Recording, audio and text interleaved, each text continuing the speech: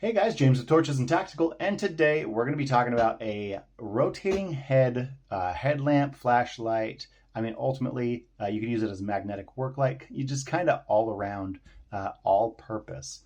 So this is the Brinyte HL18 Noctua, and frankly, I don't know what Noctua means. I thought it meant night, but anyways, HL18, and this is a pivoting head, like I was just talking about. Has that SFT40 in there.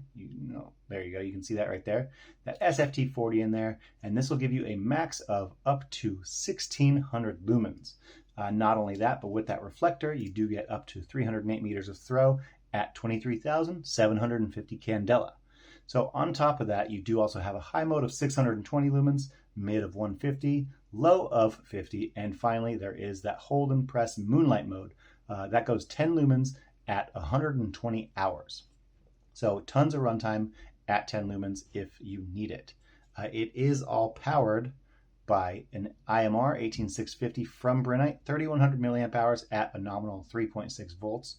So you can also charge that with magnetic charging. So it's not just a magnet in the base, it also has magnetic charging over on this head, this side of the head as well. But I want to go ahead and talk about all the accessories that come with it. I want to talk about a couple more specs, and then I want to get all this stuff out of the way so you guys can focus on that light. So for starters, this is the box showing that it does pivot. On the back side, you just have that QR code in order to get more info from the Brinyte website. So now let's get this out of the way. Then you have your your product catalog, your value added card, which bumps up your warranty to 3 years, as well as the HL18 Noctua user manual. So you have English over here, and it walks you through being able to set up the headlamp strap. It walks you through all of the different modes and everything that this has, because in addition to those 5 output modes, you do also have a strobe and an SOS. So let's get that out of the way. Again, here is your magnetic. That's right, magnetic. Olight doesn't have Olight doesn't have a monopoly on all the magnetic charging. So this is the same style that they have on their XP22, as well as some of their other lights. So here's that magnetic charger. I'm going to leave it up here because I do want to walk you through that here in just a second. So you have the IMR, it's 18650, a couple spare O-rings. Let's get the O-rings out of the way. And then you have that Brinyte branded lanyard. So it's a step above those generics, which I really do appreciate. So the only other thing that this has is a strap. And if you were paying attention, then you remember me saying that this also works as a headlamp. That's right, it comes with the headlamp strap to attach to this base. So I'm going to leave this right here so I can walk you through that. But first, let's get this battery in there. So now that we have that IMR 18650 installed, let's go ahead and take it out of the base. And I do want to start by showing you guys right here. So the back side of this, there are some slits cut into this that will allow, here, let's do it the right way. That will allow you to pop this in and be able to use it as a verifiable headlamp. There we go. There we go. So you can throw that on your head, and it's not magnetically held in place, but it is captive. So you pop that in, and you can angle not only left to right, but you can also angle up to down. You can see the ball detents right here. So it angles up, down, and left and right. So very, very cool. You can direct it wherever you need to without having to strain your head constantly if you need to get light into a bit of a peculiar place. So very, very nicely done. I do like that it has a bit of these holes here. They do actually provide quite a bit of resistance, and it holds very, very tightly. I did have this on my head while filming. So let me go ahead and get this out of the way.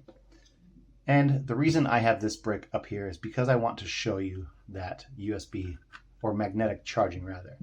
So here we go. With that plugged in and that power bank turned on, all you got to do is just bring it close enough and it does the hard work for you. So you can see a red light right here, and that'll turn green in roughly 4 to 5 hours when this is fully topped off. But now that we've done that, it was going to turn green any second because I did fully charge this battery before starting. Now, if you are looking at the light itself, you're probably going to sit here and think like, well, hold on. If that's the head, I'd expect to see a button here or even a button here. And it is on the side of the head. That's because it is trying to anticipate you potentially using this as that headlamp. But let's go ahead and bring it up to the camera so you guys can see everything up close. It does have that very familiar Brinyte blue. Very, very nice color. I think it looks great on the lights. That smooth reflector with the SFT40 moves down. You can see quite a bit of grease packed in here because this does have ball detents as well. Can you guys hear this? Maybe not, but it is audible, but not annoyingly so. So it steps down. You have that magnetic charging with the indicator rings. You have that button here, which it actually has quite a bit of resistance to it. Provides very, very good feedback, and it is silicone rubber right there. So stepping down, you do see that two-way pocket clip. It's not captive underneath the head or anything like that, but there is quite a bit of resistance. It's not coming off at all. Unless you really want it to, it's not going to sit here and come off. Now the battery tube in and of itself, it reminds me a lot of the E18 theme. So that rectangular machining looks really, really nice. It does have another recess for a pocket clip down here. And then you have those same machining marks on the tail cap. So you can unscrew it. It is O-ring sealed as well, and that'll give it IP66 water resistance rated. Now, one interesting thing about it is even with this pivoting head, it was rated at 1.5 meters of drop resistance. So very, very nice. This whole thing comes in at 127.5 millimeters by 27.5 millimeters by 26 millimeters. And without that battery, it does only come in at 86 grams. Now, I want to walk you through that user interface. So to start off, all you got to do to turn it on is simply press that button. So that'll turn it on. It does have a memory mode, so whatever you had it set to, it will go back into. Another press turns it off. So let's go ahead and, for all intents and purposes, let's go ahead and just press and hold now, and we'll cycle through a couple brightness modes. Now, if we shut it off and turn it back on, you can see that it went back into the state it was in prior to shutting it off. But if you want to go directly into that moonlight mode, all you got to do is press and hold. There you go. We're at 10 lumens right now. This will run for up to 120 hours. And again, press and hold is just going to go ahead and cycle. So right now we're at 620 lumens in high mode. So you can go through low, medium, high in normal rotation. You can only access moonlight if you do that press and hold while it's off. But if you want to go to turbo, all you got to do is do 2 quick presses of that button. There you go. Now this is 1600 lumens, 308 meters of throw at 23,750 candela. So very, very nice. That SFT40 I know has been a huge hit for a lot of people for a long time. So also in addition to that, it does have that tactical strobe. So you press 3 times. There you go. You have that strobe. And if you press 3 more times, you do get an SOS as well. So if you find yourself in a pinch and need to use it as a signal, you can do that. It does have that magnetic tail. And I do have my Metal 3 from O-Knife. So you can see here. Now this is kind of a narrow blade, but I'll go ahead and hold it upside down. Basically, the larger and flatter the surface, the better that magnet's going to work. But now that we have walked through the HL18 Noctua, I do want to go ahead and take this outside so you guys can see how it performs going all the way up to that 1600 lumens, how it performs at night in its natural environment, if you will. So guys, let's go ahead and get outside and do that. All right, guys, tonight we are out with the Brinyte HL18 Noctua. So this is the convertible headlamp, right angle, indexing light. Let's just get straight into it. I'm gonna go ahead and turn it on, and I'm gonna go ahead and press and hold. Here we go. So this is 50 lumens for low mode. If I press and hold again, we're gonna have mid at 150, high at 620. Now if I do a double press, you have turbo at 1600 lumens. But if you want to get down to eco mode or moon, while it's off, if you do a press and hold, this is 10 lumen moon mode. So still very, very usable with that SFT40 and that deep smooth reflector. You can also do 3 presses and that will give you your strobe. 3 more does your SOS, and then 3 will go back to strobe again.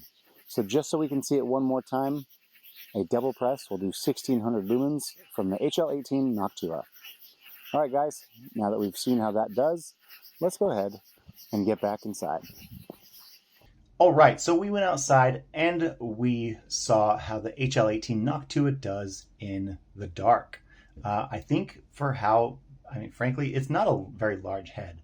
I think for how small the head is and how rather, frankly, how shallow the reflector is, I think it did quite well as far as throw. Over 300 meters and something this small is pretty decent. Now, I love the fact that it can be used as a work light, a headlamp, a flashlight. I mean, you pretty much got your bases covered with this. Now, I know what you're thinking. How is that thermal management going to play into effect with it being basically separate? Now, I can tell you I did reach out to Brinyte directly, and they were more than willing to divulge this information. So it has a thermistor built into the head, and that thermistor is going to be used to measure the heat. So even though it is separated, you do have that thermistor that's going to basically dim that light down when it gets too hot.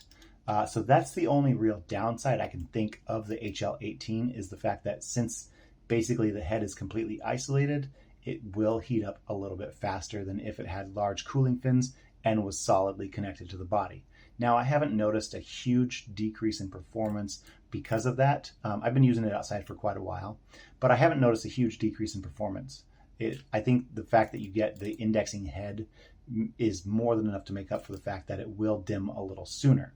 So other than that, I think the HL18 is a fantastic light if you need either a headlamp or B, a work light, or pretty much anything that this can accomplish. So guys, down in the comments, there will be a link if you want to look up the HL18 for yourself, and it is on Amazon as well. So I'll throw that down in the comments as well. So guys, tell me what you think of the HL18 Noctua, if there's anything you want to see it compared up against. And finally, thank you guys so much for watching this video, sharing it with your friends, and subscribing to the channel. And if you guys do subscribe, click on that bell notification, because that will let you guys know when we have a new video coming out like the HL18, or when we have a giveaway. So thank you guys so much, and we'll see you in the next one.